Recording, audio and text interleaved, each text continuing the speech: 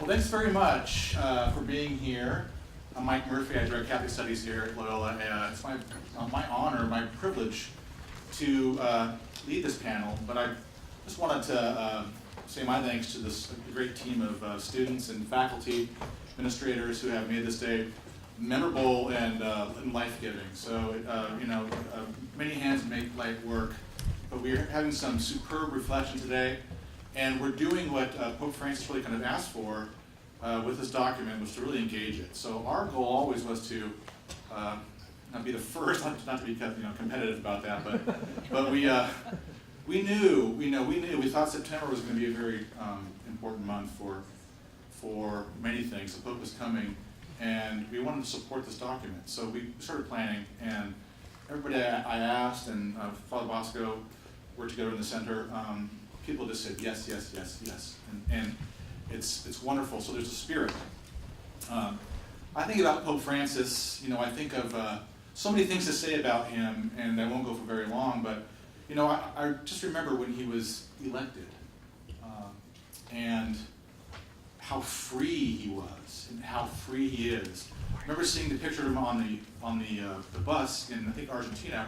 Might have been Rome. He looked kind of gray and ashen. And then somehow, after his election, he seems so light and so animated.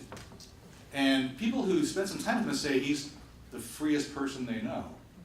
And so that really irritates his handlers, right? And exasperates them when they're trying to keep him secure.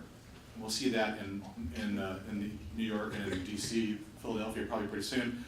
His freedom also alienates his detractors to no end, right? That's frustrating, but it's beautiful to most of us. I myself am still digesting this encyclical. I think of it as purely Ignatian in its character, in its being, in its beauty.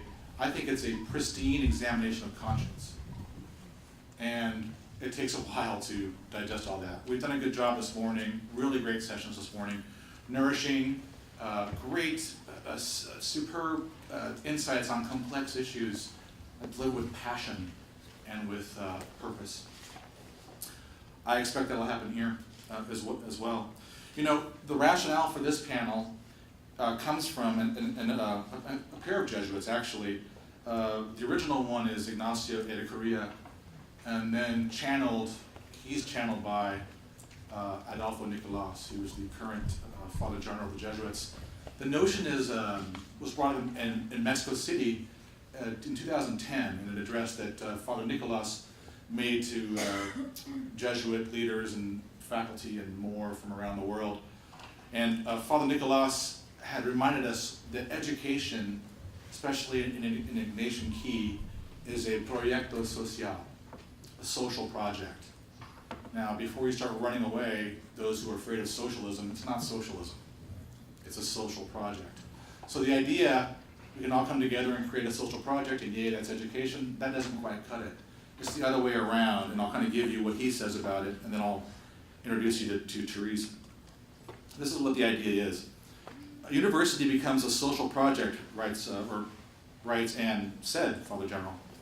Each institution represented here with its rich resources of intelligence, knowledge, talent, vision, and energy, moved by its commitment to the service of faith and promotion of justice, seeks to insert itself into a society, not just to train professionals, but in order to become a cultural force advocating and promoting truth, virtue, development, and peace in that society. What an awesome charge. So when I think about this panel, which is intercampus and interdisciplinary, I think of Proyecto Social because it takes all of us. And so we have here a scientist, a psychologist and macromarketer, a ethicist and theologian and pastoral leader, and a medical ethicist and theologian and Stritch Medical School trainer of young physicians. So that's quite a disparate group. And our Proyecto Social will be to bring them together, and I know it's going to happen with your help. So without further ado, I'd like to welcome Therese. Therese Lysaught Dr. Therese Lysaught, is Associate Director and Professor of Catholic Moral Theology and Healthcare Ethics at the Institute of Pastoral Studies at Loyola University of Chicago. She has a secondary appointment at the Neiswanger Institute of Bioethics at Loyola's Stritch School of Medicine. She has published books in the areas of moral theology, medical ethics, and the theological foundations of Catholic healthcare.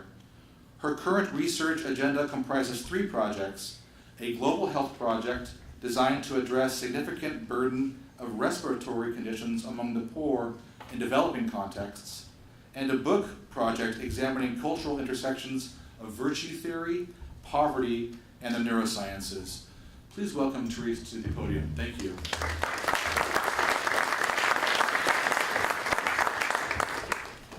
All right, I have 8 minutes, apparently. So I'm going to start with this image, and we're going to do a little speed dating free association exercise for about 30 seconds. I want you to tell me first, what is this? What do you see?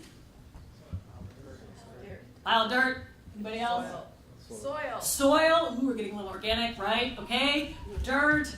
Soil. If you have, what are your associations? What adjectives? What feelings do you have associated with dirt or soil? Coffee. Earthy. Coffee. You're drinking some dark coffee. Yes. Earthy. What else? Fertility. Fertility. That's good. Anything else? Growth. Oh, you're also positive. You've been at this conference for the day. Some people might think of dirt, negative, right? That's some kind of negative associations. Pope Francis in Laudato Si describes it differently than anyone has yet articulated. He calls it a caress of God. The full sentence: soil, water, mountains, everything is, as it were, a caress of God. I've been a theologian for 25 years. I've been a gardener for lots of decades. I have never thought of soil as a caress of God, I must just say. But I think this sentence provides an important window into the vision and the work of Laudato Si. And so I want to kind of focus on what's going on in this sentence and what it tells us about the document as a whole. So what is going on? Pope Francis is a Jesuit. Michael stole one of my slides here, right? As a Jesuit, he has been trained over his lifetime, 78 years now, something like that, to find God in all things. And that would be all things, not some things or most things or the things I like, but all things. Soil, dirt, and if you've read all 184 pages of the encyclical, to find God in all of the complex components and relations that constitute the environmental crisis. So in Laudato Si, one of the things he's really pushing us to do is to find or to see God in all things. Now, a scientist friend of mine remarked recently that you could read Laudato Si and you could cut out all the theology, and it would still be a really great document. Secular humanists could really get on board with his analysis and its recommendations. And while I think that's true on one level, Catholics have always striven to speak to all people of goodwill, I think that to compartmentalize or excise the theology is to misread it or to miss some of the power in the document. Because in the encyclical, I think Pope Francis makes 2 things clear. One is that at the root of the environmental crisis is a question of faith. And it's not faith or no faith, which is how some people often want to pose it. It's a question of which faith. And secondly, he wants to suggest that the Christian tradition, not on its own, but in a powerful way, provides critical or crucial resources for understanding the environmental crisis and for moving towards solutions. Contrary, I would say, to a number of problematic ways in which people talk about faith today, faith for Pope Francis and for the Catholic tradition is about seeing. It's about the ability to see reality in its depth and its wholeness.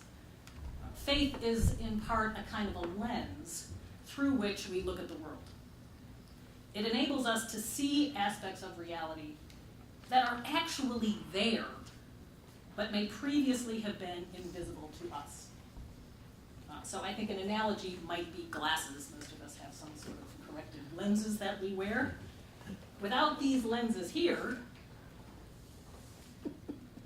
I can look at reality, which would be all of you, and even my remarks here, and I can't actually see you. I know you're there, but I can't see you. Once I put them on, voila, right? There you are. Aspects of reality that I couldn't previously come into view. Things that are really there, but to which I was previously blind, I can now see. Since we're at a university, faith, Pope Francis would argue, is necessary for knowledge.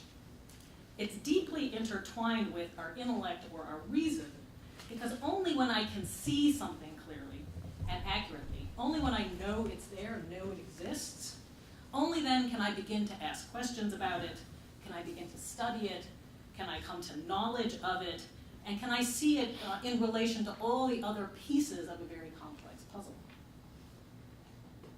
The Pope subtly makes this case in Laudato Si. 2 of the 6 chapters, which is roughly 40% of the encyclical, outline the lens provided by what he calls the gospel of creation, which is in chapter 2, and Christian spirituality, which is in chapter 6. I can't go into all the detail here about what he talks about in this 40% of those 184 pages. But he points out that through this lens, we see aspects of reality that may previously have remained invisible to us. Facts like that, quote, the divine and human meet in the slightest detail in the seamless garment of God's creation, in the last speck of dust on our planet. Or, as he says, that, quote, the gravest effects of all attacks on the environment are suffered by the poorest. Those people who God prefers the most, those who are mentioned roughly 60 times in 184 pages. Faith enables this majority of the world's people, who are at the same time usually the most invisible, to come into view. Equally, Pope Francis believes that other dominant faiths obscure the issue. Other lenses have contributed materially to our ecological and environmental crises. And he's not here talking about other religious traditions, those he finds highly compatible with the Christian vision. Rather, these false faiths are, and I will let you correlate them with the various lenses up on the slide. First, misunderstandings or misrepresentations of the Christian tradition, dogmatic capitalist economics, which he speaks of, again, frequently throughout the encyclical, and a dogmatic technological paradigm rooted in philosophical materialism that admits no other dimension of reality. These perspectives often function as false faiths, false gods, or a word that he and John Paul II like, idolatries. As false, they undermine knowledge. They either reject the findings of science in an obstructionist way, as he says about Christians who are climate deniers, or they see the earth incorrectly, as inert raw material with no inherent value, no inherent relationships to persons or God, that can simply be destroyed, treated as waste, used for profit, and so on. Or these false faiths mask the presence and impact of environmental issues on the poor. The poor are often invisible to their mathematical equations, and they don't count as the negative externalities when such things are counted. So faith is about knowledge, the intellect, reason, truth. Also in Laudato Si, faith is equally, almost simultaneously, about action or justice. Some wise person, I think it was a liberation theologian, it may have been a Boff, somebody can remind me of this, said, we can only act in a world we can see. Without my glasses, without my lenses, I would likely crash into half of you trying to get out the door. If there was a door there, I might walk off the ledge of this nice building. Or I might only act within the parameters that I can see, which go to like right about here. With our lenses, however, a whole new world of possibilities for action open up. Once I can see what's in front of me, I can act toward it. Only when I see the whole pattern of the world can I begin to craft useful actions. Two last very brief points. Francis holds that different lenses will lead to different courses of action. Early in the encyclical, I'm not going to read this, you can read this.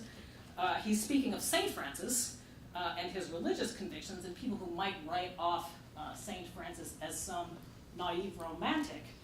But he goes on to demonstrate that certain lenses produce certain kinds of actors, masters, consumers, ruthless exploiters, unable to set limits on their immediate needs.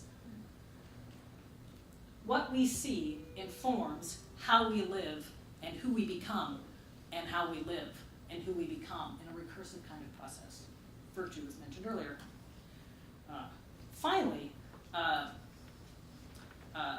for Laudato Si, the Christian tradition has a crucial contribution to make to both the analysis of and recommendations for action about the environmental crisis. He outlines many of them.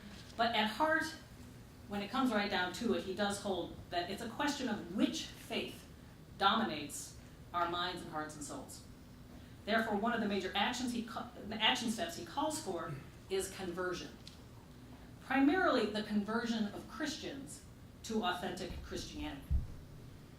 Speaking of many Christians who he says are either passive or in bondage to the ideologies that we outlined earlier, he states very clearly that what they need is an ecological conversion. Because living our vocation to be protectors of God's handiwork is not an optional or secondary aspect of our Christian experience. If Catholics alone, 15% of the world's population, would follow the program he outlines in Laudato Si, not only would that have an enormous impact on our common home, it would also provide an extraordinary witness to others about what it's actually possible to do. Thank you.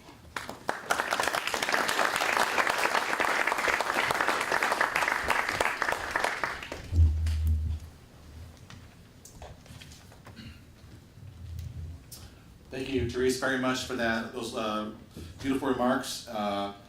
Much appreciated. I want to remind you, as we go along, that this session, perhaps all this day, is about conversations. This session is really premised on it so that the talks are a little bit shorter. So if you have something that you want to speak about, or you want to pull on a thread from one of the speakers, please write it down and be ready to go. And even go back and forth. So I want to just invite that early so you can kind of prepare yourselves as we go along.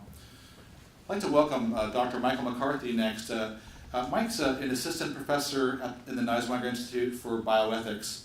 Along with Dr. John Hart, Michael directs the Physician's Vocation Program, which seeks to ground the formation of medical students in the spiritual exercises of St. Ignatius.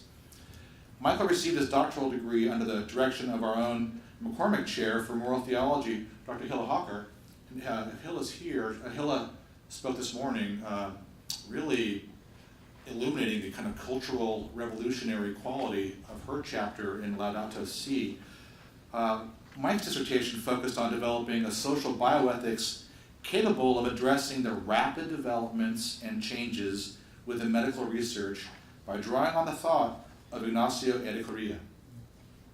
His research interests include the role of responsibility in bioethics, the importance of spirituality in patient care and medical education, and the intersection of the humanities with the formation of the, quote, well-rounded physician. Please welcome Michael.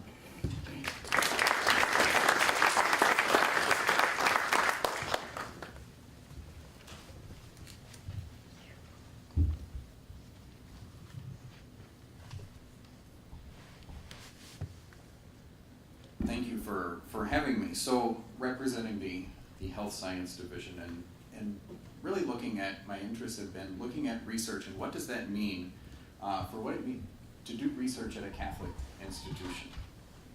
And I think it's a poignant question, especially in light of the encyclical, because 90% of research tends to benefit only 10% of the population.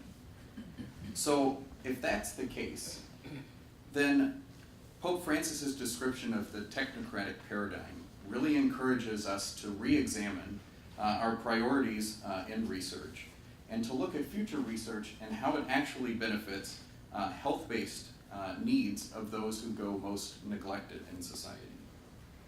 And so Pope Francis has emphasized this by kind of renewing this notion of the preferential option for the poor and its prominence in liberation theology. One of the things that Ada Korea talks about is that our right thinking, and when we're thinking about what we're doing, that we should think from the place of the poor. And that place is both a physical location, our common home, but also an intellectual place. So to go off Dr. Lysaught's point, if faith in Christ, and I think this comes out here, if faith in Christ is important and is guiding what we're doing, Francis orients that faith in Christ should reorient us to the poor. And so he started that even from his first apostolic exhortation, where he says, our faith in Christ, who became poor and was always close to the poor and the outcast, is the basis of our concern for the integral development of society's most neglected members. So we already see two themes that are important in this encyclical: integrated and poor. So he's laid some groundwork. So even this can be read in concert with his previous statements. So he says, and probably one of the more quoted statements on 117, when we fail to acknowledge as part of reality the worth of a poor person, a human embryo, a person with disabilities, to offer just a few examples, it becomes difficult to hear the cry of nature itself. Everything is connected. So if everything is connected, then there's a reason that global health burdens disproportionately affect those living in poverty, or have limited access to care, or people of a different color. That means something. That's something we should pay attention to. I think if we look at just the Ebola example of last year, Ebola is not a money-making disease to research, but we can see when it began to encroach on Western Europe and on US, it moved to the top of the World Health Organization's research priorities. It was a new priority. And what this encyclical calls us to think about is, do we need to wait for a crisis before we start evaluating what we're doing and who we're doing it to? These imbalances, Francis notes, results in the premature death of many of the poor who are insufficiently represented on global agendas. Their lack of representation, however, thinking about research, I don't think is the result of malintentioned scientists or researchers. Instead, I think it's the product of doing research in what Francis calls the technocratic paradigm. And so within the technocratic paradigm, we exalt the concept of a subject who, using logical and rational procedures, progressively approaches and gains control over an external object. It is based on that lie that there is an infinite supply of the earth's goods. So if we think of research, I think a lot of the way that research is thought about, it is thought of, I'm going to get control over this disease or over this enzyme. But what Francis wants to say is that's not why we should be researching. We don't research for control. And so, but when we research for control and when we research within this technological paradigm, technocratic paradigm, there are costs. We have to accept that the technological products are not neutral. They create a framework which ends up conditioning lifestyles and shaping social possibilities along the lines dictated by the interests of certain powerful groups. Last year, for example, the NASDAQ Biotechnology Index rose 35% compared with the 11% for Standard & Poor's 500 stock index. Over 110 companies in the industry went public last year, which far more typical than any other year, and raised a record $9 billion. So if we look at the NIH research allocation, last year, about $16 billion was spent on three main categories: genetics, biotechnologies, bioengineering. When we think of health-based research, we probably think of what's on the other side of the page: women's health, pediatric research, HIV, cardiovascular, you can read, the list goes on. Only 14 billion, still not an insignificant amount, but 14 billion was spent in this area. So I think Francis is asking us, where are our priorities? Research comes at a cost and an expense, and if you were here for the last session, the health sciences campus, we've been flying low under the radar for now. But I think we need to ask, what are we going to research in that $137 million building? Which side of the aisle should our research align? And so what I think Francis is asking us to think about, and what I would like us to maybe discuss, is what does an integrated paradigm for research look like? So I think it begins from the place of the poor, from the place that we all commonly share. It pursues partnerships to think about what that means within our own institution and in partnering with those who share the common health and justice-based issues that should be driving research. I think it's going to require ultimately a rethinking of the way research is done. We use animals a lot in research. We have environmental costs with research. These can't be taken lightly. Francis in section 130 says, experimentation on animals is morally acceptable if it remains within reasonable limits and contributes to care or the saving of human lives. I think when we're prioritizing our research, that's the question to keep in mind. Are the resources we're using, are we objectifying the resources for some other end than the saving and caring for human lives? And I'll leave with this quote.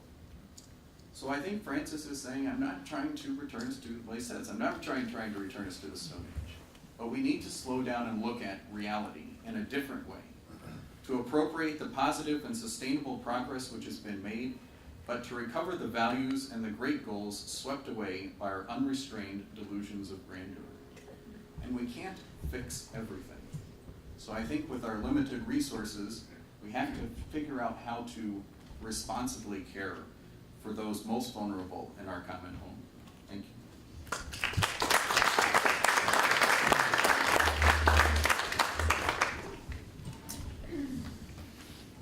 Thank you, Michael. Our next speaker has come up from Quinlan School of Business. So happy to have him here. And looking for more engagement on these issues with all of our schools. But it's Dr. Clifford Shultz. And Cliff is a professor and Kellstadt chair of marketing at Quinlan. He received his PhD from Columbia University and has expertise in sustainable socioeconomic development, marketing, and policy in devastated and transforming economies. Cliff has over 200 scholarly publications and has received numerous honors, including Fulbright appointments, editorships, grants, and recognition for outstanding articles, best papers, and contributions to research and service.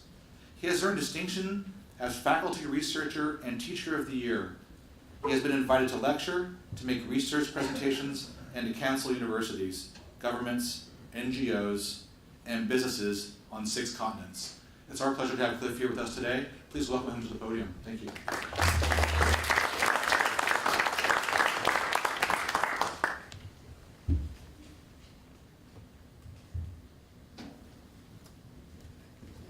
Thank you, Mike. Thank you for organizing this lovely event, and thank you for including me in it. Let me cue up my slides. Therese, I may need to borrow your glasses. I don't know if that helps. And by the way, I was told 10 minutes, Therese, not 8, so I don't know what happened to you. You got special treatment. As you can see from the title of my presentation, the theme of my very brief comments here today are from the sacred to the secular and back. And what I'd like to do with this brief time is to frame the discussion around a social psychological phenomenon referred to as the social trap, with an eye toward global and systemic complexity, and implicitly global and systemic and thoughtful solutions to that complexity. I'm going to make a case, I hope, for business and marketing as vital for future steps going forward for a sustainable planet. And I'm going to conclude with an invitation to each and every one of you. Let me ask you a few questions before I get started.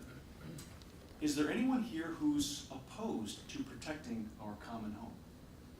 Anybody opposed to sustainability? Oh, good, we're all at the right place. Now a few rhetorical questions. How many of you enjoy your beef or other animal products? How many of you opt for driving rather than public transportation? How many of you love those warm, toasty days in your apartment in January in Chicago? How many of you have one of these? Each of those comes with environmental costs and is a threat to sustainability. So we have to ask ourselves the question, how is such a wonderful moral group that we have assembled here today engaging in such environmentally unfriendly behavior? The answer comes in the form of this social psychological phenomenon known as the social trap. And very briefly, it can be defined as a behavior that is engaged by seemingly rational people like us because we receive immediate short-term gains from that behavior, but at long-term cost to the greater group. It's a very serious problem, and it's captured best in a seminal article called The Tragedy of the Commons by Garrett Hardin, volume 162 in Science, pages 1243 to 1248. I don't remember my own citations, but that's one I'll never forget.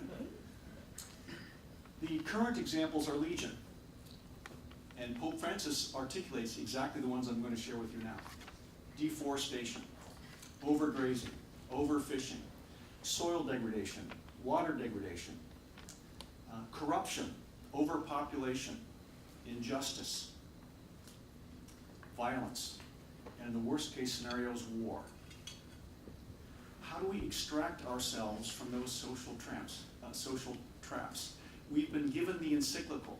It's a call for social responsibility, indeed moral responsibility. I would submit to you that sacred mission must factor in business. Now, I know some of you are thinking, goodness, isn't business the reason we find ourselves in these difficult situations right now? That our common property is so much in danger? And I would give you that, okay? And I would share that sentiment. But if we accept the fact that business got us there, and if we acknowledge the fact that the world is transitioning to a more market-oriented place that emphasizes business to pull itself out of poverty, then it's important for us to get that right. And to get it right doesn't mean selling more stuff. It means thinking more holistically, systemically, globally, studying geography, studying cultures, weather patterns, models of administration, economics, understanding the needs of all stakeholders on this planet. And therefore, being able to design, develop, manufacture, distribute goods and services that meet the needs of all people on this planet to ensure a safe, prosperous, peaceful environment for all, and one which is sustainable. Now we're doing this at the Quinlan School in Chicago, and we're doing it around the world. I put together this collage of sorts. I can't see it because of the pillars, but I hope it popped up there. Various places where we have research teams working around the world. I clearly can't talk to you too much about any of those in the short time that I have, but I do want to draw your attention to the map in the upper right-hand corner, which is essentially the seaward countries of the Mekong River Basin. Okay. I could talk to you in great detail about that region, And now I'm really talking to students in here, so I would ask for your kind attention keenly for just a few minutes. I could talk to you about World Bank indicators and UNDP measures of unfairness. I could give you examples of poverty and great suffering and the tragedy of the commons that's happening in the Mekong, and I would lose you, I'm pretty sure, in about 5 to 10 minutes. Okay? So what I'm going to do is engage you. I'm going to ask you to become engaged, and this is my first invitation. I'm going to invite you to come to Cambodia and some of these other countries in the region. Hi, I'm Cliff Shultz, professor and Kellstadt Chair of Marketing in the Quinlan School of Business at Loyola University Chicago. I'm clearly not in Chicago, however. I'm standing in front of the Angkor Wat in Cambodia. And the reason I'm standing here is because each year I bring a group of students in Marketing 561 to study emerging economies in Southeast Asia. We visit Cambodia, Vietnam, Thailand, and learn about consumer dynamics and politics in one of the most compelling parts of the world. Loyola Chicago, the Quinlan School, is unique in its offering of this particular course and other courses that introduce people to the incredible opportunity in emerging economies. Come to Loyola, come to the Quinlan School, change your life, change the world.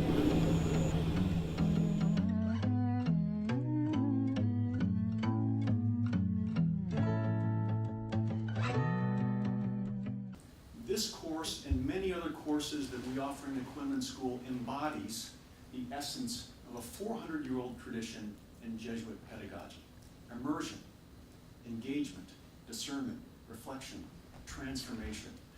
These courses, and I'm not the only one that offers them, we offer many of these in Quinlan, will change your life. It's one thing to talk about poverty, it's another thing to see it. It's one thing to talk about genocide, it's one thing to work with people who've lived through a genocide. But don't take my word for how transformative it is. Ask Emmanuelle, who's in the back of the room. She actually was in this class last year.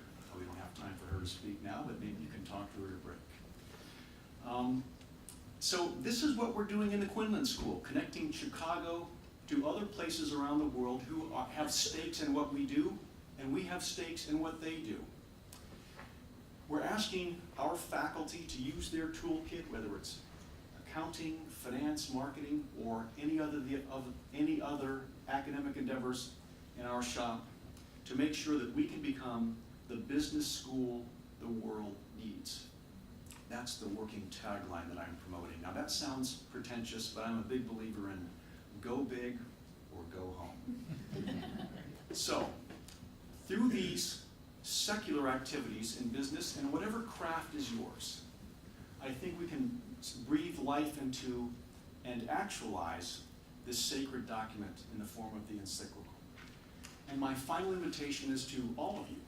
Engage with the Quinlan School. We can use more theologians giving us good ideas, medical ethicists, biologists who are working in sustainability, political scientists, sociologists, the list goes on.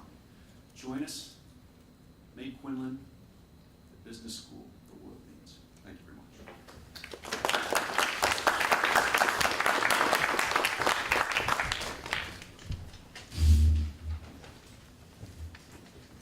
Somehow reminded of that Daniel Burnham line, great Chicago figure, what does it make no small plans?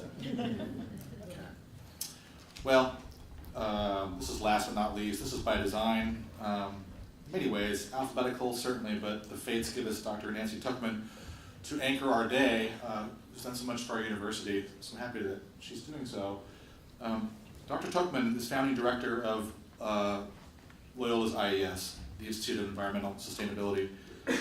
She spent the first 14 years of her career as professor of aquatic ecology. After a post at the National Science Foundation in Washington, D.C., she returned to Loyola to serve as the associate provost for research for 5 years. In 2005, she founded and directed the Center for Urban Environmental Research and Policy at Loyola, and then served as the university's vice provost before being appointed founding director of the I.E.S. Under Tuchman's direction, I.E.S. has developed several flagship programs, including producing biodiesel, which converts waste vegetable oil into fuel. We use that for our buses. Using the waste glycerin to produce soap, which is being sold in our campus stores and the fragrance is getting better all the time. And growing food organically at our 4-acre student-run farm and on our urban campus gardens. These are all excellent accomplishments, and Loyola is very proud of Dr. Tuchman. But here's what I know about Nancy. She'll say without hesitation that her work is only beginning. So let's welcome her to the podium. Thank you.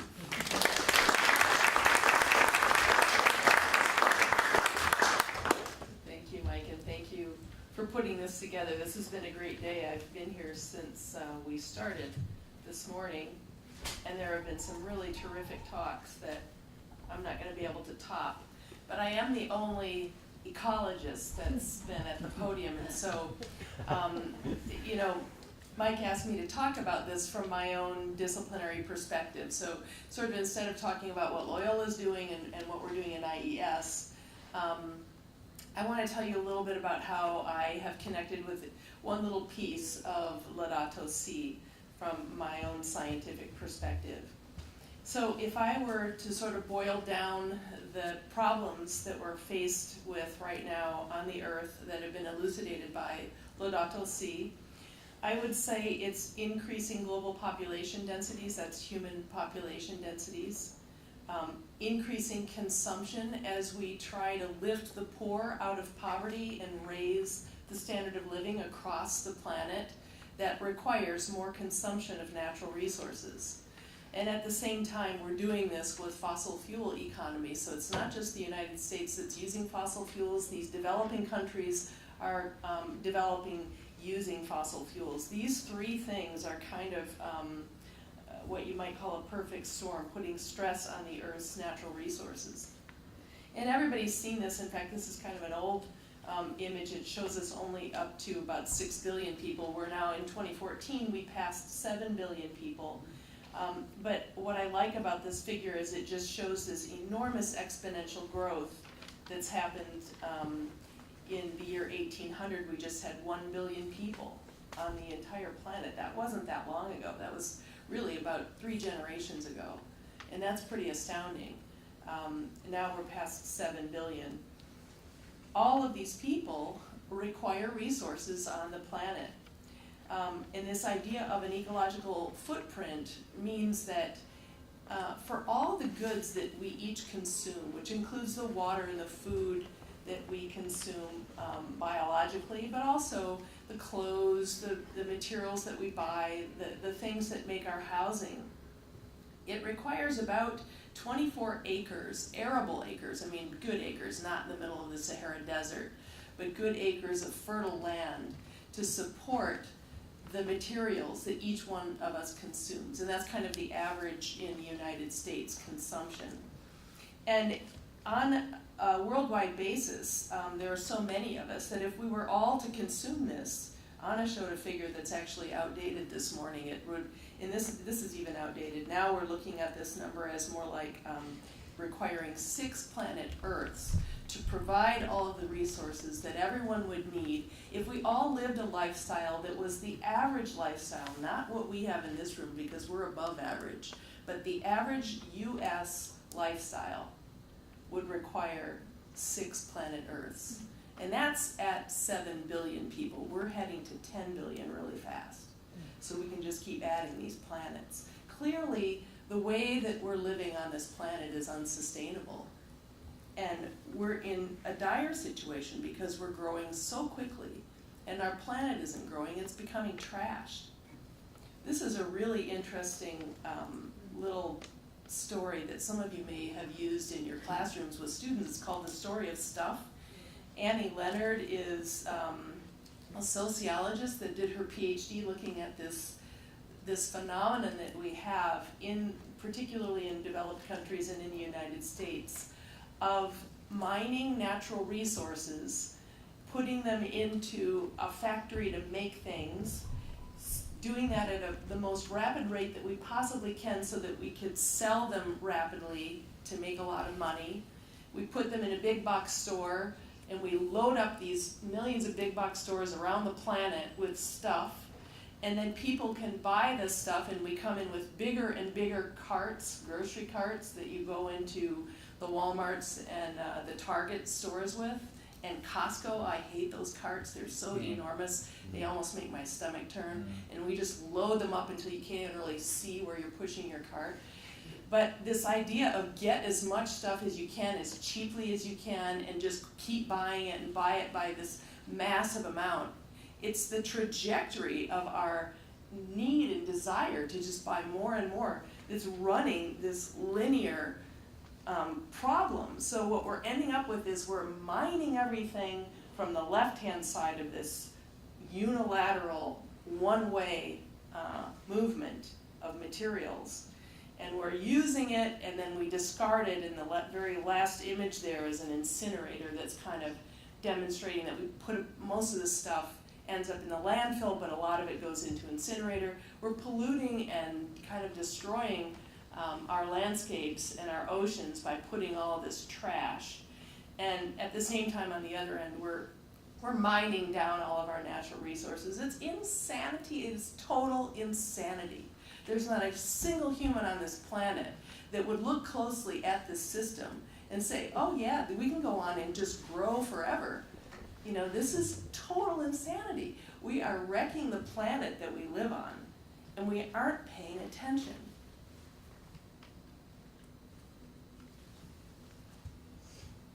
This is something that we heard earlier. Sandy read this particular quote that comes out of the Laudato Si.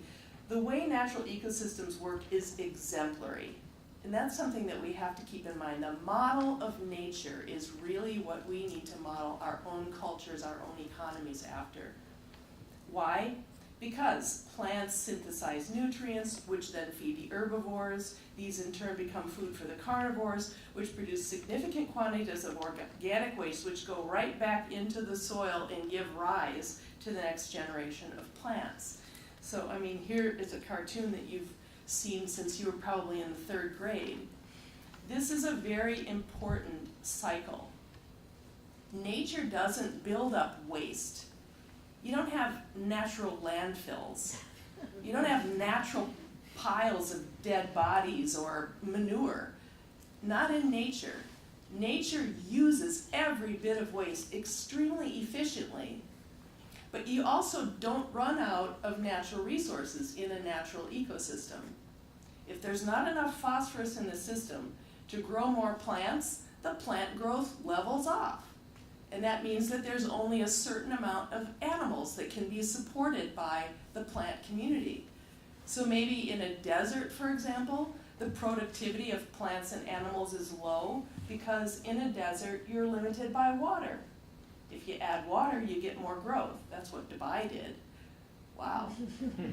But in nature, there are balances and there are checks and balances that keep things from becoming wasteful or becoming depleted. Nature does not need humans. Nature is really fine all by itself. Before humans ever came onto this planet, nature was well balanced, and biodiversity just kept increasing.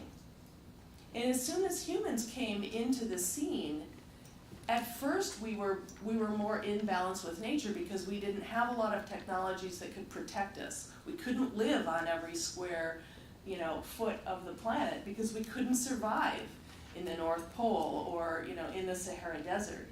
But we have, over time, developed technologies that have enabled us to basically break all of the natural rules and survive. We can get another heart if we need one, and we can live longer, and we can live in environments that are incredibly hostile because we know how to do it technologically. We know how to build buildings and grow food, and our technology has really enabled us to break through all of nature's natural sort of carrying capacities, if you will. And what Pope Francis is saying here is our industrial system, at the end of its cycle of production and consumption, and this is very unlike nature, has not developed the capacity to absorb and reuse waste by its waste and byproducts. So what we see is that our planet is getting more and more polluted, and at the same time we keep going and extracting more and more of our natural resources. Again, it is total insanity. here's what we've done in our own country. We have an incredible national heritage with the Appalachian Mountains. It's the oldest mountain chain in the entire northern hemisphere. What that means is that species have evolved there longer than on any other mountain chain in the northern hemisphere. So we have more unique biodiversity in the Appalachians than anywhere in the northern hemisphere. That's where most of the land is, by the way. And look what we're doing to it, to extract the last little bits of coal. We're blowing off mountaintops. We're taking, with dynamite, we're taking the top of that mountain rubble, putting it into the streams. We have filled in over 2,000 stream miles in the Appalachian Mountains, and we've left areas the size of Massachusetts that look like this, that are desolate and will not return. You won't get plants growing there because in the middle of the mountain, there's arsenic, there's cadmium, there are all sorts of toxic heavy metals that once you expose and they become oxidized and you have rainwater that comes and washes them down, you're polluting all of this landscape, which at one point was this beautiful heritage that really belongs to all of us. It belongs to the entire planet, not just Massey Coal. Okay, Pope Francis is telling us that we're doing this without thinking about future generations. And that's something that we need to really, I think, work on. So I am a little tiny human being that has such an impossibly small impact on this planet. But I have an enormous passion, and I love to teach, and I'm in love with nature. And the way that I do it best is bringing students into nature and facilitating other faculty to bring students into nature, because I believe, because it happened to me, that if you fall in love with nature, you will not be able to at least turn a blind eye to what we're doing to our planet. And I think that I see this with young people who fall in love with nature when they study it and they see how incredibly beautifully complex it is and how delicate it is, the delicate balance of each ecosystem that is evolved and each little organism having its own role. You take one of those organisms out and it modifies all the other organisms. And I think when students learn this and they see this, they really have, there's a lot of reactions they have. They have a sense of awe, and it's that spirituality, and it's that sense that this is God's creation. This is really big and beautiful and perfect. But students also get a sense of this fierce desire to help to protect and restore ecosystems, like the one you saw on the last slide. Just taking students out into nature and teaching them stuff is super exciting. And I think our education system is getting more and more rich in this. We're kind of going back to trying to get students more out into nature. And LUREC is a great opportunity for us to do that here in Chicago. We can't teach them a lot about nature here on this campus because we don't really have a lot of wildlife. We have some really nice manicured landscapes, and they can learn things there. But I think LUREC is a better environment because it's a bit more natural. Aquatic ecosystems, I think, are the most fun because you never know what's in that water, and you don't even like going in it because you aren't sure you're gonna get nailed by a leech or something. But when you have waders on, you can just do anything. You can go into any wetland or any stream and turn over rocks and see all the critters that are living there. And it's really exciting for students to learn about these things and how they live in water, and how sometimes if they're insects, they'll come out and part of their life will be terrestrial and the other part will be underwater. So Pope Francis, in this little piece of the encyclical that I focused on, says that nature doesn't have waste, it doesn't run out of resources, it uses and reuses everything in a perfect balance.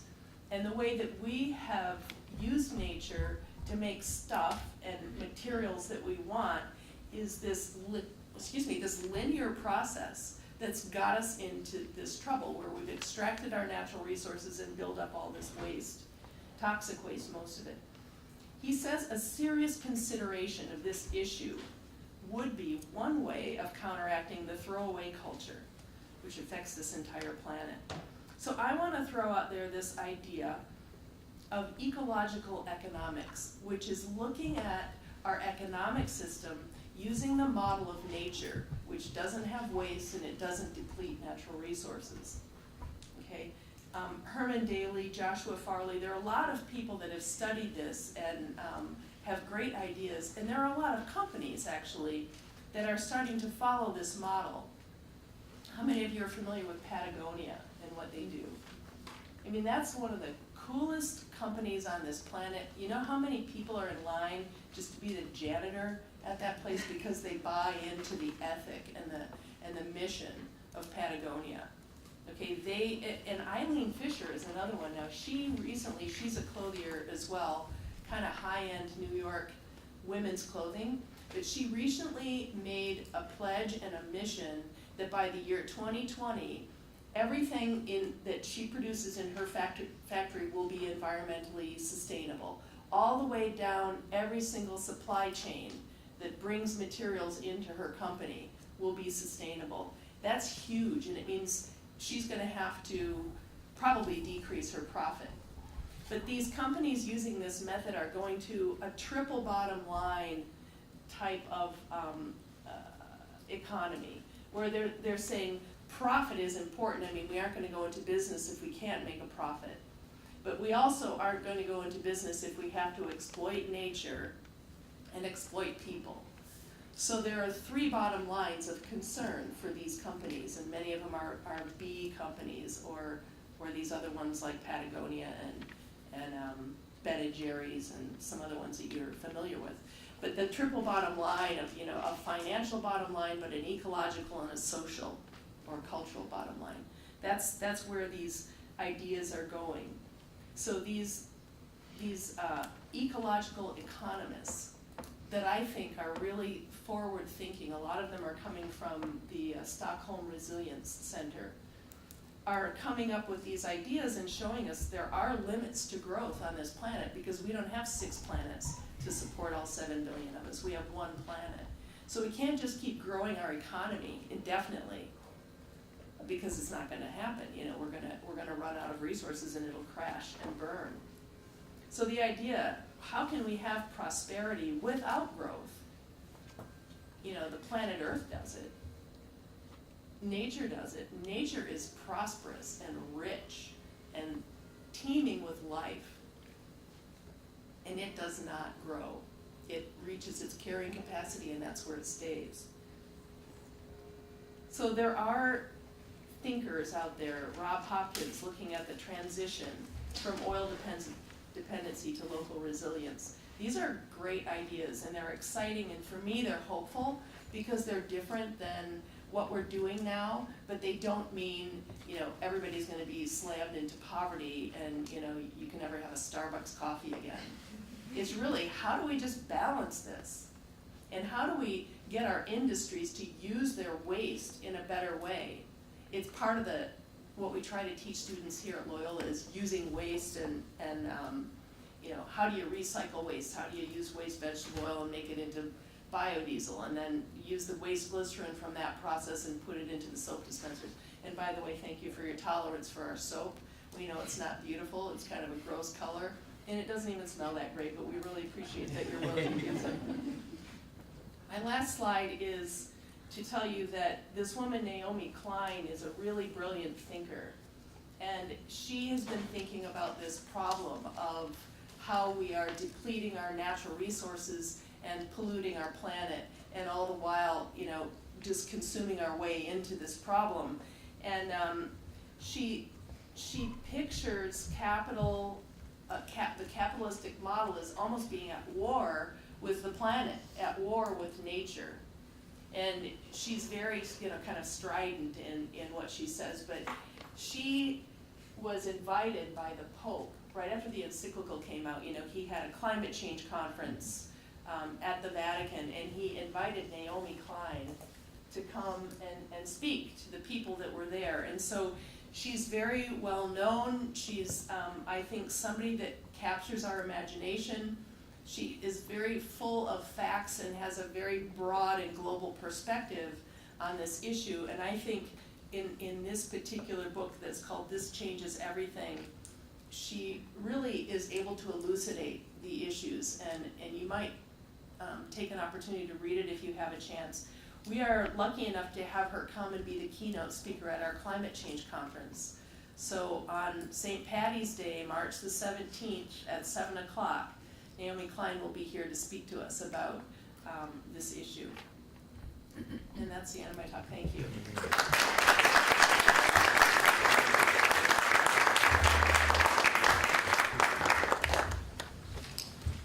I had planned to do like a lightning round follow-up for each of our panelists, but I think, given the time, I'll just go right to the crowd. So, and we'll massage it as we go along. So, John's here, and yeah, John's here. A question, sir?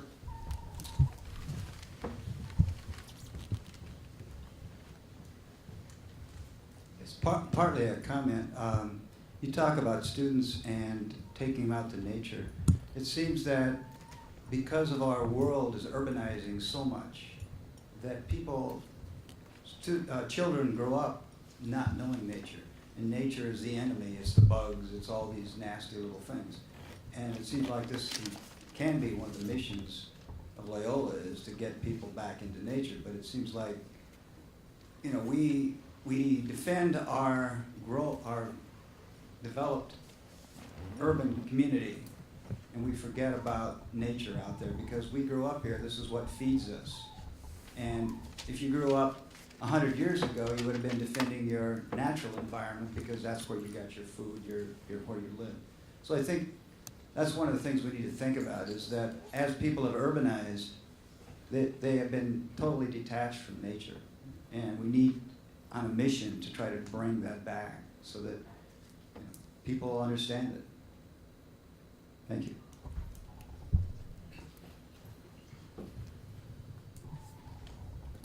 Other questions? In the back there, Dr. Vegan. Thank you. This was a terrific session. I mean, it brought it all together. I've also been here all day, and this was, I can't think of a better way to conclude our formal presentations before going out on the lawn.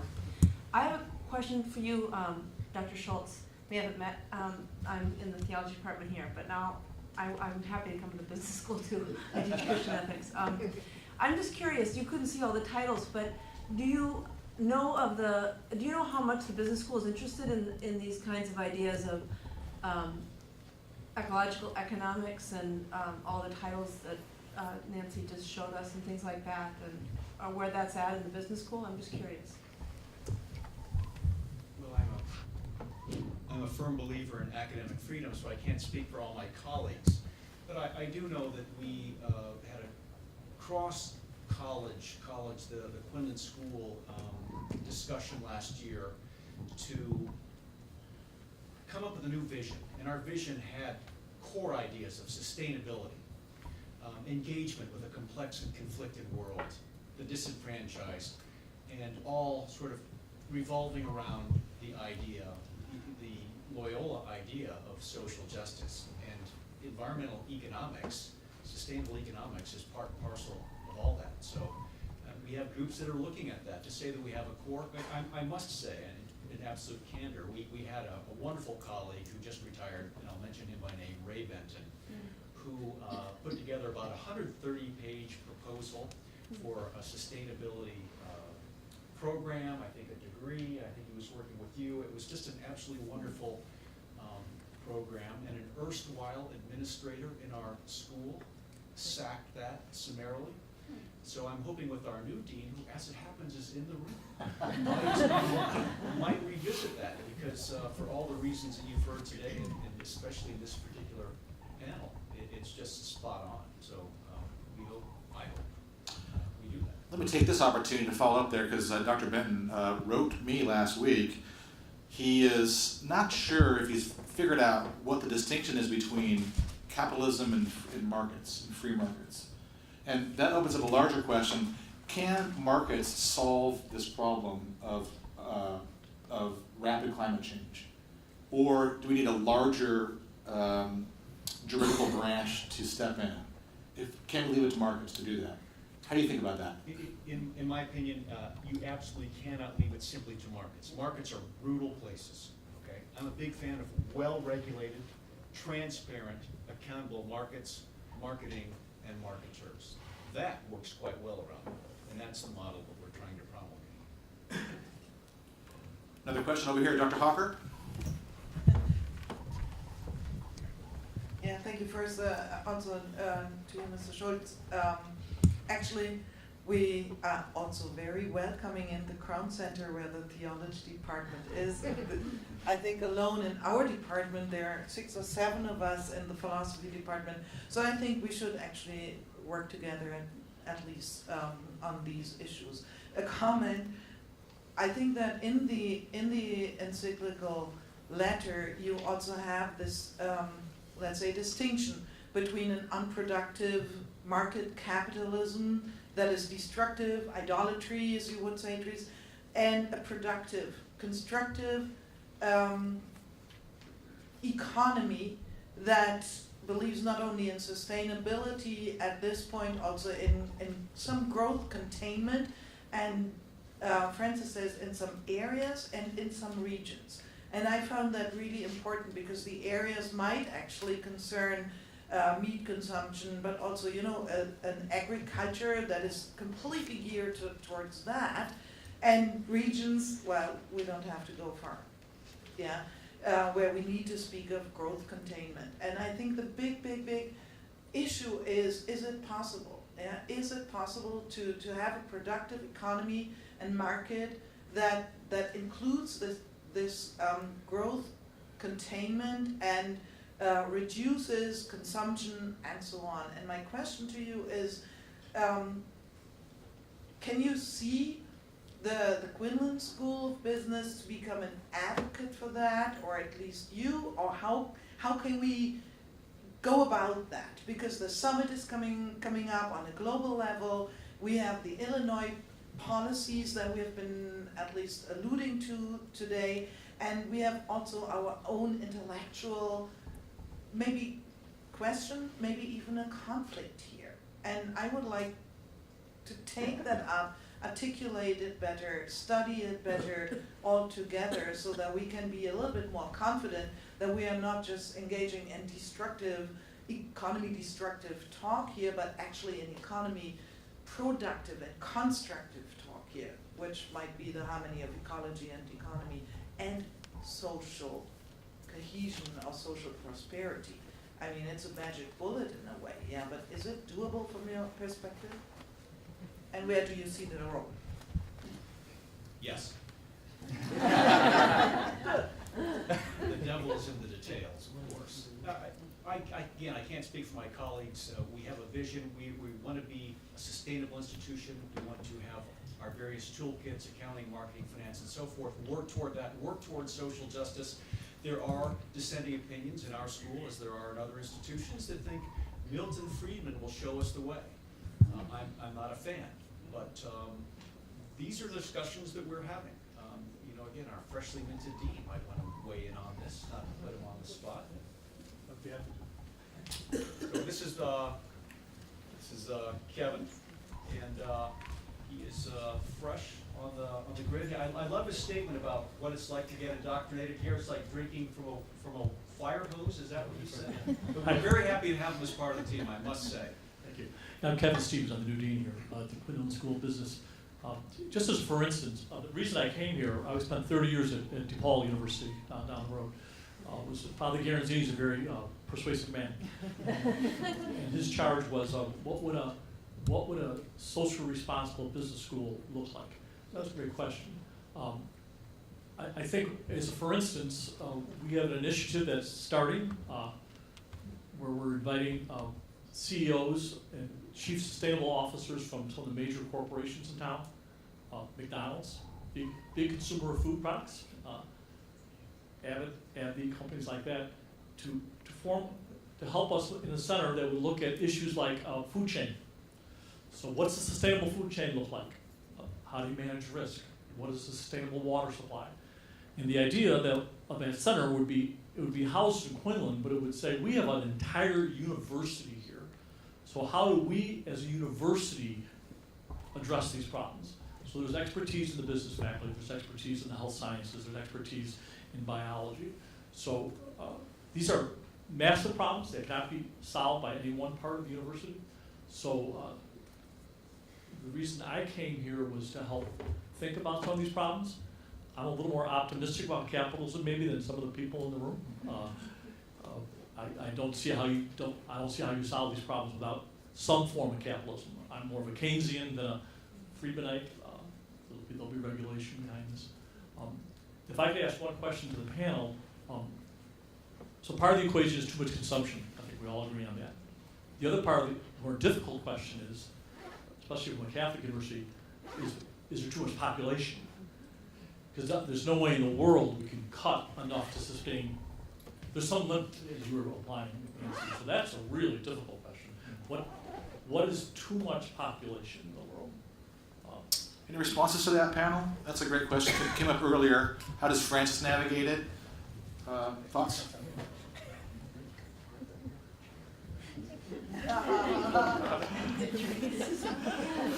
Battling ethicists.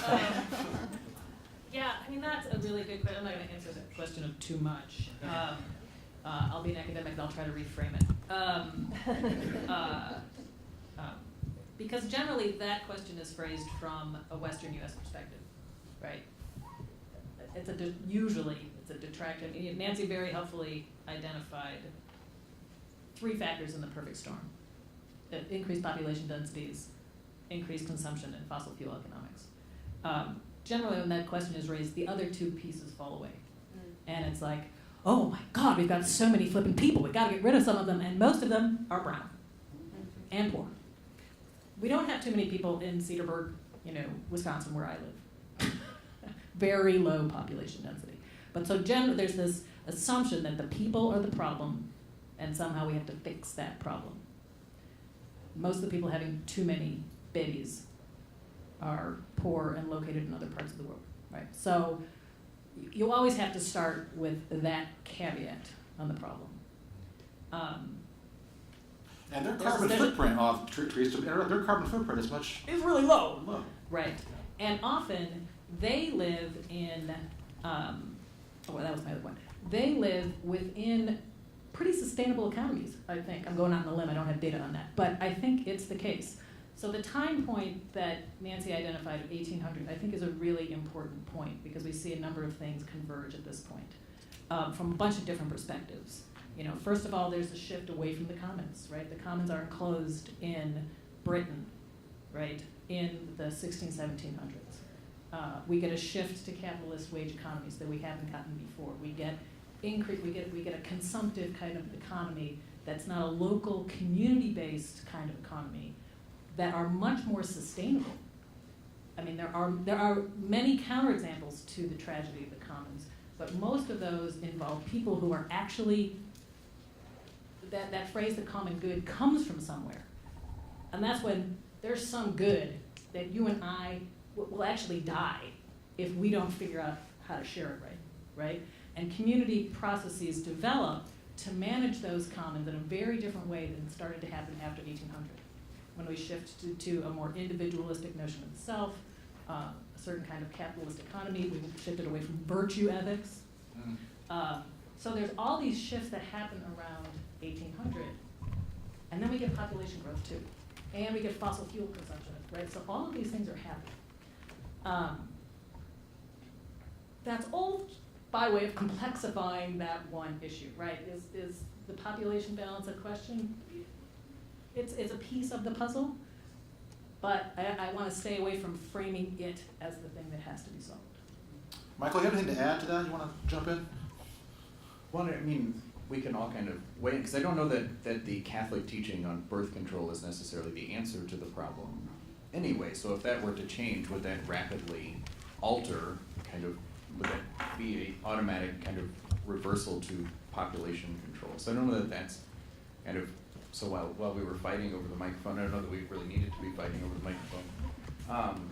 But I think kind of one of the other things that I was noting in kind of the population increase was you had better ways of controlling public health. You had ways of purifying water. There were kind of a rise in medication. So those are things that are contributing, but I think, and what I would say we need to re-examine, that those are still controlling the population, but in the same areas that are not affluent and are kind of impoverished areas, that there's still not access to water. There's still lack of access to drugs. So I think we really need to, so population control is one thing, but also whose lives are we prioritizing over others? And is that kind of a different way of looking at what populations kind of matter or we prioritize? Love to hear from a student. No, ma'am, no, Ram. Of course, we hear from you as well. I'm hoping to hear from a student. Anybody here? Can I encourage students to ask a question or make a comment? Thank you.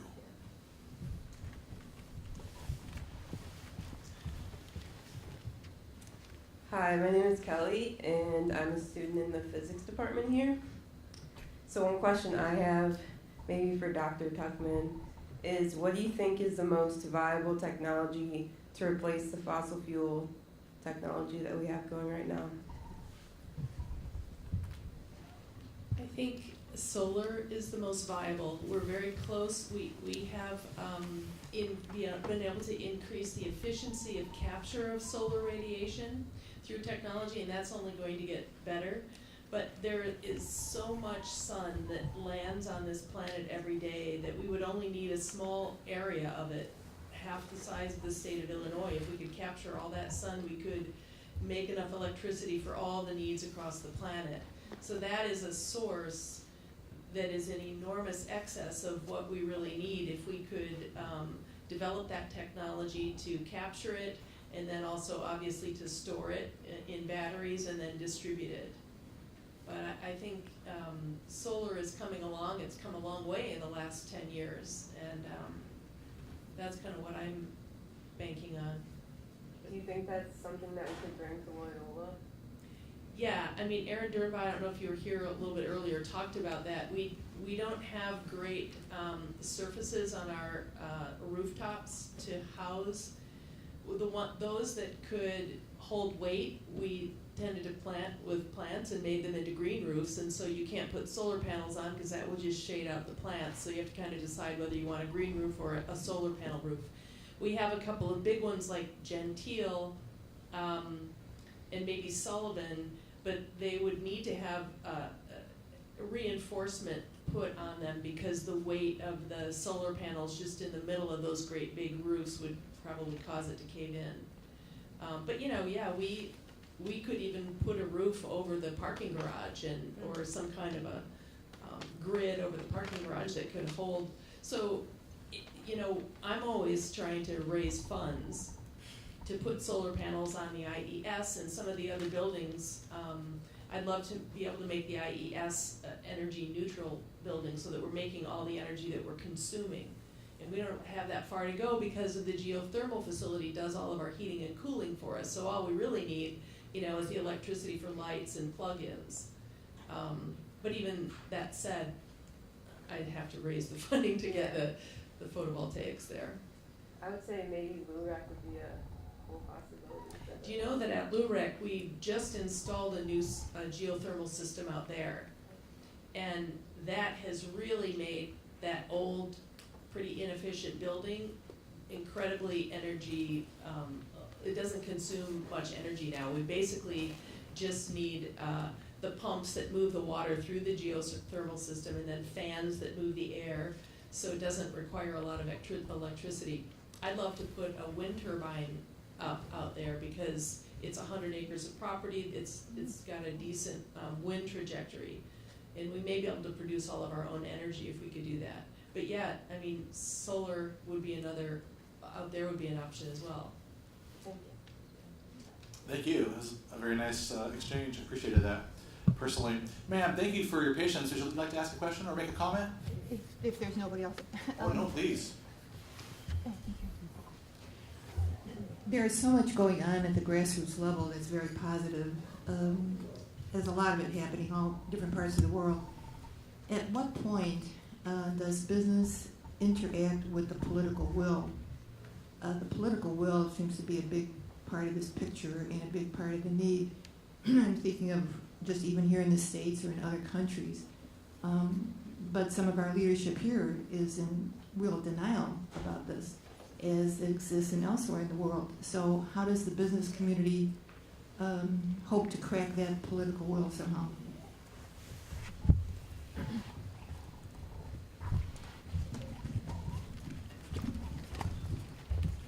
That is a great question. And it's a complex question, it's a complex answer.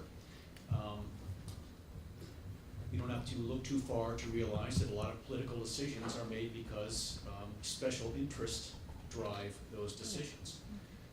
So you use the term grassroots. I think it's incumbent upon us to spread this word, to educate people.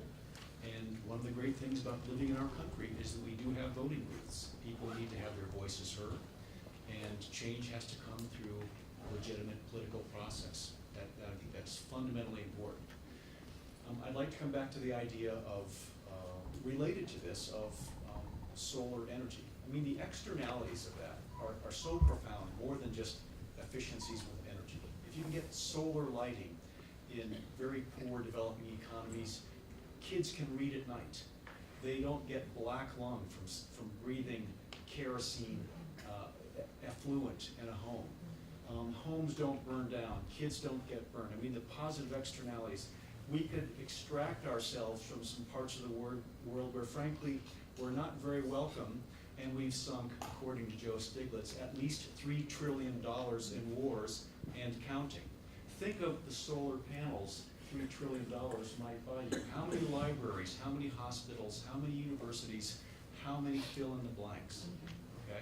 So just from the advance of solar technology, as Dr. Tuchman described it, the positive externalities of that are almost difficult to fathom. But there needs to be some political will. There needs to be some private sector will.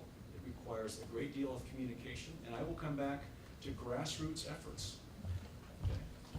I totally agree, Cliff, and I think that we can't expect businesses to change if they're making money in the present system and it's working. But if we stop buying products that we realize are impacting the planet and the viability of future generations, that's when the businesses will say, oh wait, how come nobody's buying our product anymore? So it really has to, I think a lot of it has to come from the consumer. And what we choose to buy and how we choose to spend our money is one way of voting, really, voting for what kinds of businesses that you want to spend your money on. Yeah. It's difficult when you want to buy a $4.95 H&M skirt, right? Yeah. One other item to this idea about markets and consumers. As I look around the room, I don't see anyone, based on their appearance, who's ready to move to a hunter-gatherer society. You've got fashionable clothes on, glasses, you're probably taking medicine, shoes, you're sitting in a building that was put up by businesses. I mean, we're all in. We don't always like it, but we're all in. How do we change it? I think Nancy's raised some good points. Political pressure is absolutely imperative, but it's up to us. I talk about citizen, consumer activists. Vote with your purchases and vote politically as well. And just because this is about Laudato Si, Pope Francis says the same thing. I mean, one of the things I really like about the encyclical is that, it's so positive, right? There's no conflict anywhere except for maybe that little technocratic paradigm thing, but there's no conflict between faith and science, right? All the biology's in there, all the ecology's in there, Laudato Si loves the science.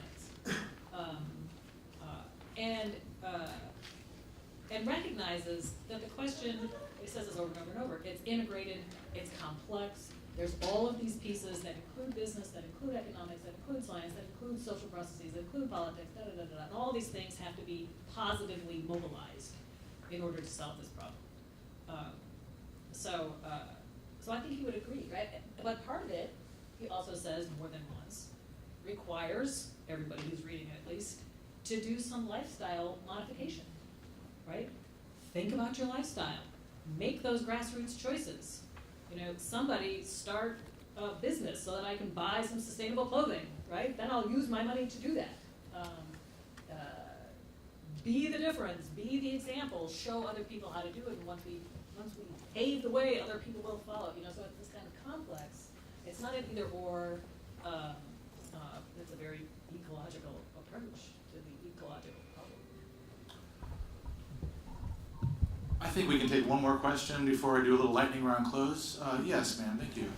Oh, yes, I'm not sure who this should go to, but I'm a big fan of Naomi Klein's. I think everyone should read the book, and I'm glad you brought it up.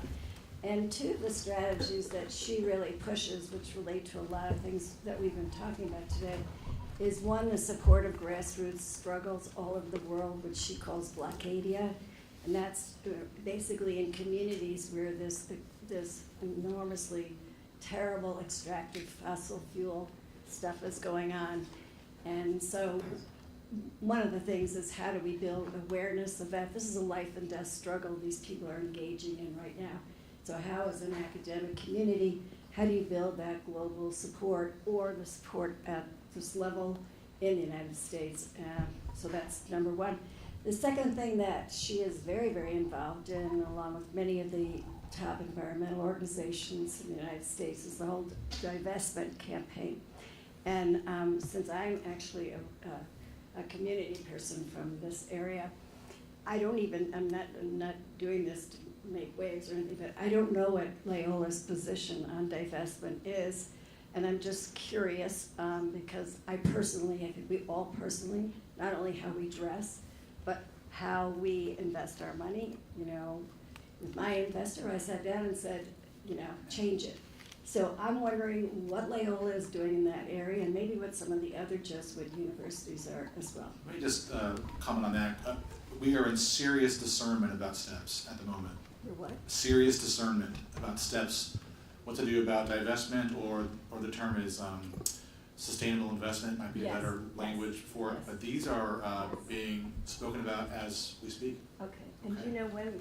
Because the other thing I think we all feel is like we are in a crisis, and that's what the Pope was saying, to do something even before January in Paris. When will something like that happen, and when?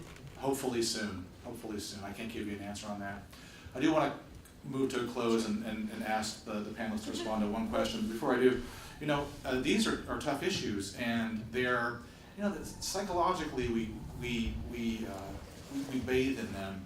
And I know that Sandy works in this. Sandy Sullivan-Dunbar is here. You know how the trauma that this causes paralyzes us oftentimes. And so Pope Francis is offering something different. And it's something ancient, and it's something that's a larger scope of experience, which includes prayer, maybe a large reality, something transcendent. So that opens up to a kind of hope.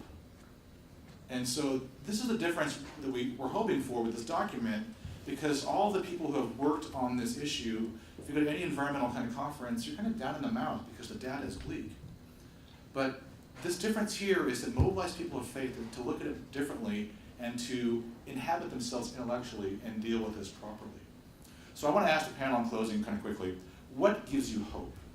From your professional field, what do you see? You read the document, you think about this all the time. What gives you hope? Michael? So I've been reading a lot of medical student applications and working with them as they come into med school. And so their desire for going into medicine, for doing research, maybe this is not a hopeful ending to where I'm going to take this, but is the hopeful nature that they come in with. It's this desire to serve, this desire to meet patients, to help them along the way of where they're going. But as they get into what they're actually doing, that desire is slowly kind of whittled away. And so I think one of the things is to help wherever and whatever we're doing is to find that kind of initial spark, that initial hope, and to help students kind of learn how to revisit that. So I think that's what gives me hope, is what's driving our students to come to a place like Loyola. had faith and love down, but I didn't have hope on my list. I mean, I had a lot of hope by the social momentum. You know, there's still a lot of resistance culturally to the reality of these questions, the immediacy of these questions, but there also does seem to be now a constant, steady, growing conversation, momentum, events like this, events in the spirit, right? You know, and I do find that hopeful. Now, it could be because, like many Americans, my media consumption is very partisan, right? And in my little partisan of the world, there's a big conversation about this, and it could be that in other places not. So I get hope from that, and I also get hope from when I step outside the United States, that there's a significant amount of consciousness and practice. In Europe, of course, but in Central and South America, Africa, partly because these people are actually being impacted more immediately than we are, right? So they've taken action more quickly. But we get caught in our little, you know, controversy here, and it's not quite so much a controversy when you get outside the United States. So I guess from those two things. Two things give me hope. This institution, I'm now here my 6th year, and I always kind of marvel that we have these kinds of events and people show up and they're engaged. Our students at this institution give me great hope. Everyone that I've worked with has just been outstanding, optimistic, a can-do spirit. I treasure that. My profession gives me hope. Where I go around the world, people are looking for solutions, and mine is an optimistic profession. What's your problem? Let's see that as an opportunity and make a new product, a new service. Think differently. Let's solve the problem. And that all collectively gives me hope and enthusiasm to keep going. Cliff gives me hope.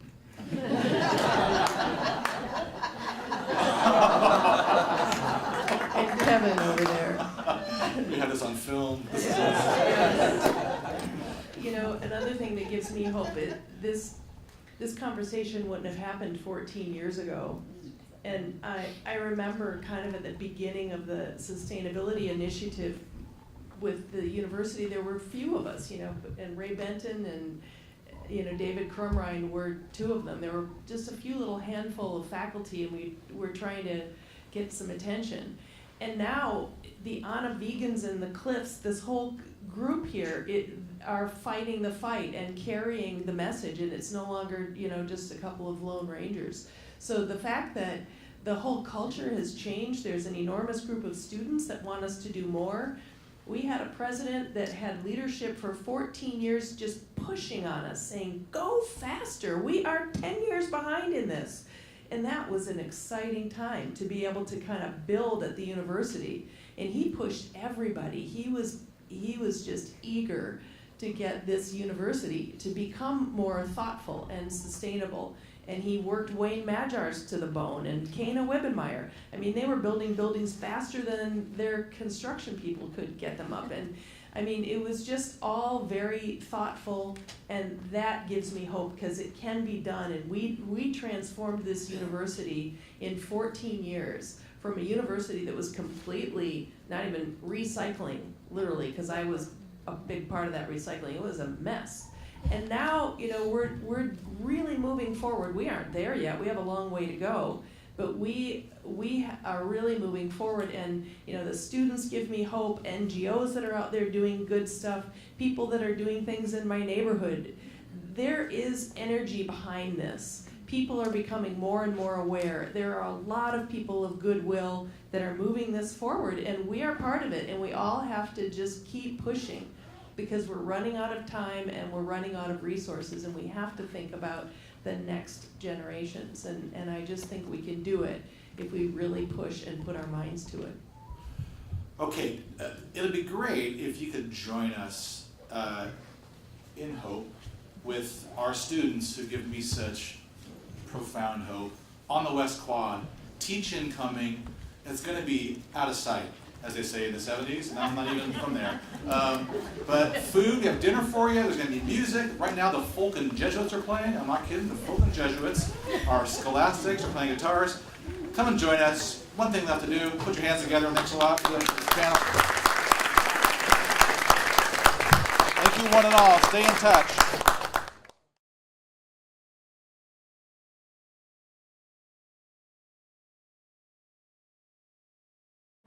Today is a huge day for this campus. I don't know how many of you know about this, but we have gathered here today all day to celebrate the fact that Pope Francis has released this huge document about the environment. We pray for peace, goodwill among the people. Pope Francis says that there is an urgent need for a radical change in the conduct of humanity. He says that each and every one of us has to become very painfully aware of our own contribution, greater or smaller, to the disfigurement of creation. Peace among the nations. We pray for peace, goodwill among the people. He says that we are at risk of leaving to our children a world that looks a little bit like an immense pile of filth. And despite all of that, he says that we have to have hope. He says that hope is the ability to recognize the fact that we can always change our ways, that we can always redirect our steps.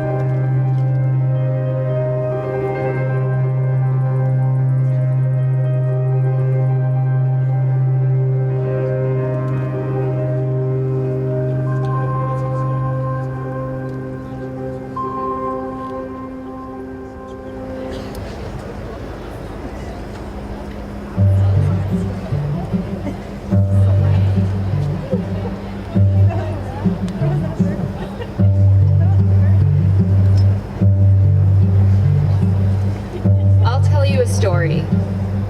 You've probably heard it before.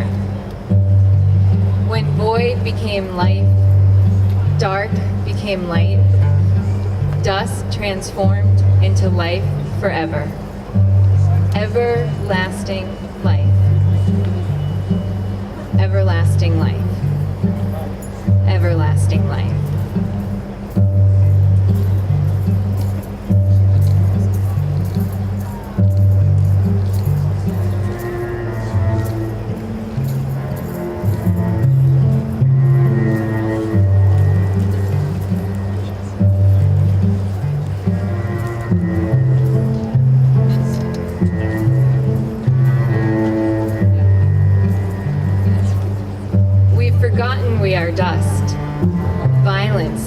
our hearts.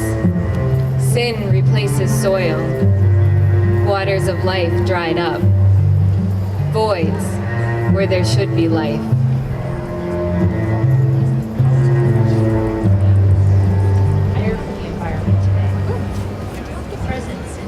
We are journeying towards the Sabbath of eternity, a voyage across limitless remnants of clouds' tears, stimulating our eyes after the resounds of Zeus's return. We come together to take charge of this home, with its smell of fresh-skied fog materialized and bouncing inside the walls of our ears. Dreary do we humans see days like these, gray and wet, moist with the kept secrets of 1/6 sail scandering the blue nebula. I, however, see the vibrant tree greens, the rapid flitting of chirping raptors whose soaring plumage brings them the joy of flight. I see the song of earth and sky and sea meet, arias, crescendos, heavy bums and light pitter-patter. A true symphony bringing momentary, a wisp of the heavenly feast. A memo brought by the 5 o'clock crackle of the gray anatomy above, which leaves hanging globular droplets from the red-brown wood. Take shelter, it pleads, but the running puddles tempt the force of my soul to run with them. To run with the rum on the road and the spirits taken by the storms of days past. I stand instead. Idle stare and active listen to the earth orchestrate its technicolor happenings, translating to my senses. This is the land we journey, in union with all creatures, seeking God who implores our spirits to connect with it, the ground beneath our feet, planted firmly for us to look up at the blazoned circle and its elongated arms, and then beyond it.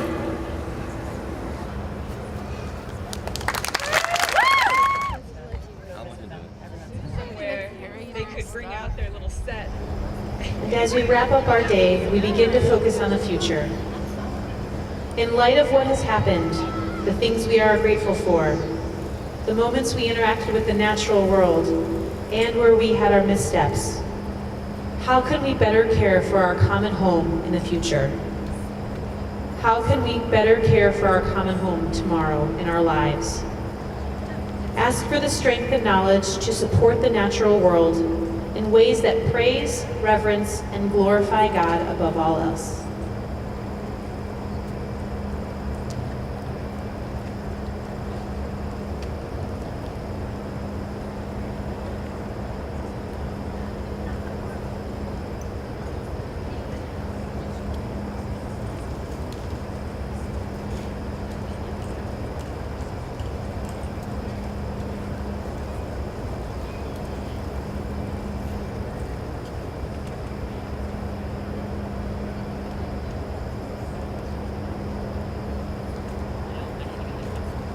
We close with a prayer for our earth, directly from Laudato Si. All-powerful God, you are present in the whole universe, and in the smallest of your creatures. You embrace with your tenderness all that exists. Pour out upon us the power of your love, that we may protect life and beauty. Fill us with peace, that we may live as brothers and sisters, harming no one. O God of the poor, help us to rescue the abandoned and forgotten of this earth, so precious in your eyes. Bring a healing to our lives, that we may protect the world and not prey upon it. That we may sow beauty, not pollution and destruction.